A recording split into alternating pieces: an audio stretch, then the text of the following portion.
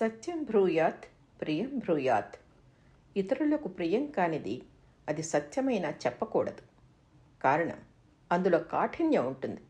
జాగ్రత్తగా ఆలోచించి మాట్లాడకపోతే అది సత్యమైన తగవుకు కారణమవుతుంది. అందుకే వేదమంత్రం వాణిని శోధించి మాట్లాడమంటుంది.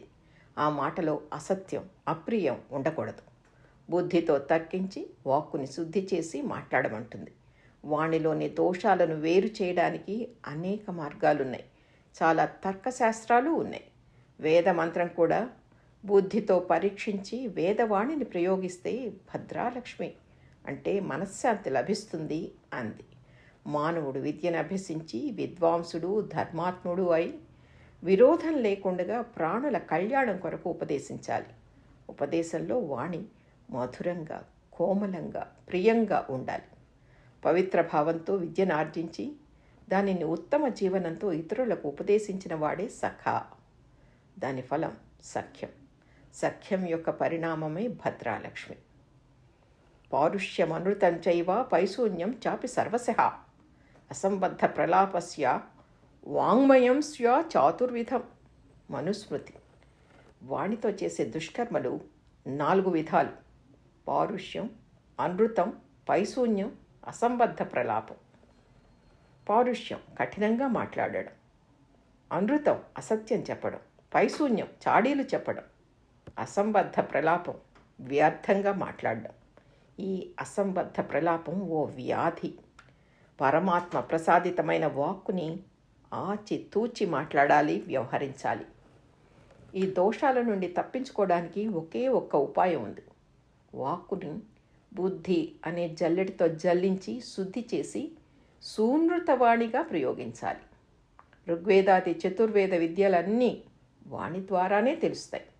ధర్మాధర్మాలు, సత్యాసత్యములు, సాధువులు, మహాత్ములు, సహృదయులు అనే వీని జ్ఞానం వాక్కు వలనే తెలుస్తుంది. వాక్కు లేకుంటే శబ్దజ్ఞానం తెలియదు, మంచి చెడులు తెలియవు. వాక్కు ద్వారానే జ్ఞానం ఇతరులకు అందుతుంది. ఇది మహత్తరమైన ప్రయోజనం. వాక్కుని సద్వినియోగం చేస్తూ దేవతగా భావించి ప్రయోగించేవారు పూర్ణ ఫలాన్ని పొందుతారని ఈ ఉపనిషత్ సందేశం. సత్యాన్ని మృదు భాషణతో మనసుకు ఆహ్లాదం కలిగేలా మాట్లాడడం, మితంగా హితంగా సంభాషించడం వాగ్దేవ ఆరాధనేనన్నారు ఆధ్యాత్మికవేత్తలు.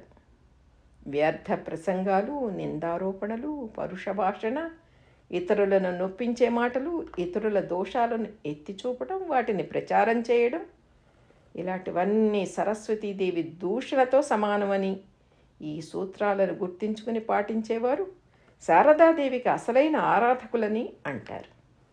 మాటకు మాట సమాధానం చెప్పనవసరం ఉండదు. ఒక్కోసారి మాటకు మౌనం కూడా సమాధానం కాగలదు.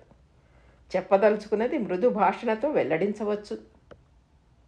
దీన్ని శ్రీమతి సంధ్యావందనం లక్ష్మీదేవి గారు రాసిన అంతరాత్మ ఆధారంగా వ్రాయబడింది. ఆమెకి కృతజ్ఞతాంజలి. నాగరికత పెరిగిందనుకున్న ఈనాటి సంఘంలో మాట తీరు మారింది. పలు రకాల దోషభూయిష్టమై కలవరపెడుతున్న సమయంలో మన పూర్వ సంస్కృతి, వాక్కు విశిష్టత గురించి ఏం చెప్పిందో ఓసారి పునరావృతం చేసుకోవడం ఎంతైనా అవసరం.